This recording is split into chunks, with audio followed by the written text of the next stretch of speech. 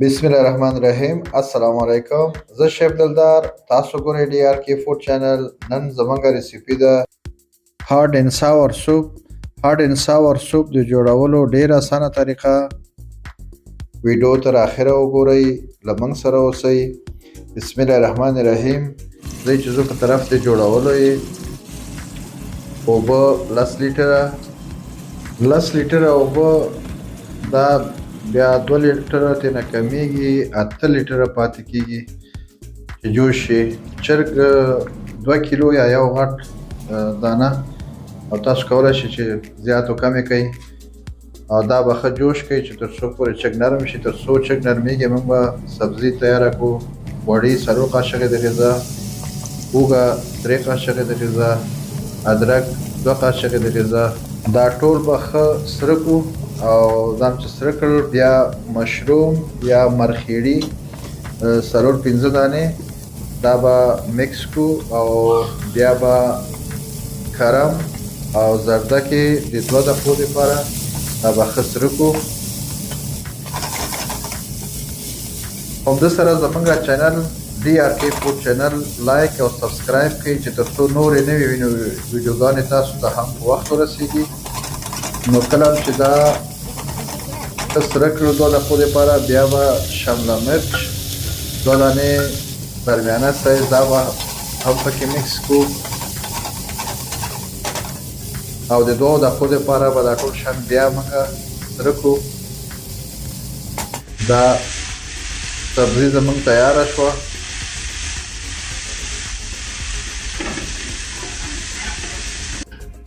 چرګ یخني هم زموږ چرګ نرم شو، یخني تیاره شو. چرګ به وباسئ بیرون قاب کې تر څو چې یخ شي، بیا به یې واړه واړه پرې کړئ. مالګه 8 قاشقې د غذا، او چایني سالټ 8 قاشقه د غذا، ذایقه د چرګ 2 یا 3 دانې. کوم شیان چې تیار کړي وو هغه به بیرته د یخني کې مکس کړئ.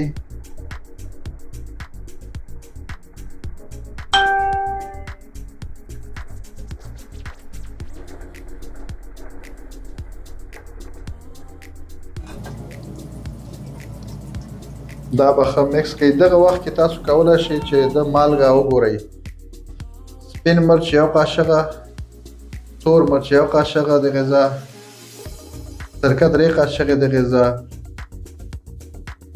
سویا ساس 4 قاشقې د غذا، چیلی ساس 4 قاشقې د غذا، کیچپ 2 قاشقې د غذا.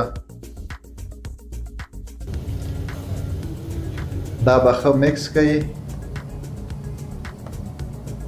او دغه وخت کې تاسو کولی شئ چې د مالګه او مرچ او هر شی چک کړئ.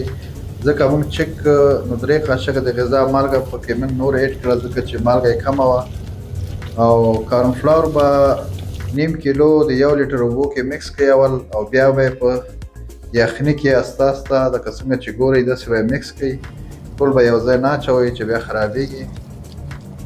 نو دا به دغسې 10 دقیقې 15 دقیقې نیسي. دا به ښه پاخه کړئ. که چېرته دا صحیح پاخه نه شو نو بیا سوپ مزه نه کوي. تاسو کولی شئ چې کارنفلور چې کله تاسو مکسوئ، نو هغه وخت کې تاسو ته معلومات کیږي. که چېرته نرم وي نو تاسو کولی شئ چې 3 قاشقې د غذا نور هم تاسو اوبو کې مکس کړئ تر څو سوپ ستاسو ټینګ شي. وی به تاسو هم 6 یا 7 دانې ماتې کړئ، ګډې به یې کړئ. هغه نه بعد به یې بیا د کارنفلاورو نه بعد سوپ کې مکس کړئ، لکه څنګه چې ګورئ دغسې.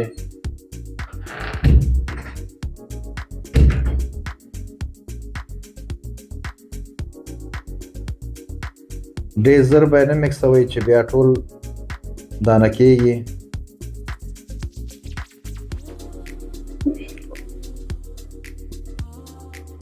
همدې سره زموږ ډي آر کې فوډ چینل لایک او سبسکرایب کړئ چې تر څو نورې ویډیوګانې تاسو ته هم په وخت ورسیږي.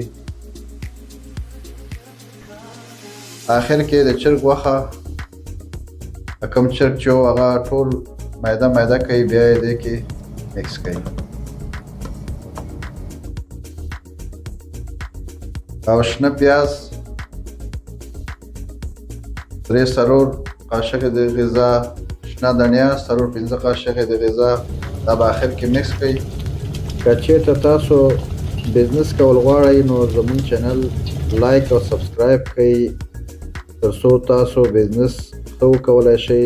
او زموږ په چینل کې نور هم داسې نور ډېرې ریسیپیانې هم راځي چې ستاسو د رسټورانټ بزنس لپاره فایدهناکې وي.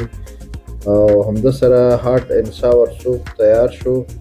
راکئ ماته اجازت، بیا به ګورو انشاءالله د یو نوې ریسیپي سره. بیا الله په امان، ښه وخت ولرئ. مننه ستاسو د لیدو نه.